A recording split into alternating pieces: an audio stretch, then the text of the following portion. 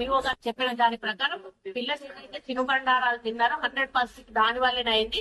అది ఒకవేళ ఫుడ్ వల్ల అయ్యి ఉంటే స్కూల్లో స్టాఫ్ కు ప్లస్ స్కూల్లో ఉన్న వర్కర్స్ కి కూడా ఫుడ్ పాయిజన్ అవ్వాల్సి ఉండే, అది కాకపోవడం అది వీళ్ళ తినుబండారం వల్లనే ఖచ్చితంగా చెప్తాను అని చెప్పి ఆమె చెప్పడం జరిగింది. ఏదేమైనా కూడా టెస్టింగ్ రిపోర్ట్ వచ్చిన తర్వాత నిజానిజాలు తెలియడం జరుగుతుంది.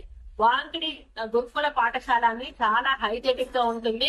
అక్కడ పిల్లల్ని చాలా మంచిగా చూసుకుంటారు. అదొక్కటే కాదండి, మా గవర్నమెంట్ వచ్చినాక ప్రతి గురుకుల పాఠశాలలు కూడా మంచి మంచి వాళ్ళ వాతావరణంలో పిల్లలు ఉండాలి, మంచి భోజనం రావాలని మెస్ ఛార్జీలను కూడా పెంచినటువంటి ఘనత మా ముఖ్యమంత్రి గారిది అని చెప్పి నేను ఈ సందర్భంగా చెప్తా ఉన్నా. వివో గారు చెప్పిన దాని ప్రకారం పిల్లలు ఏదైతే తినుబండారాలు తిన్నారో 100% దాని వల్లనే అయింది.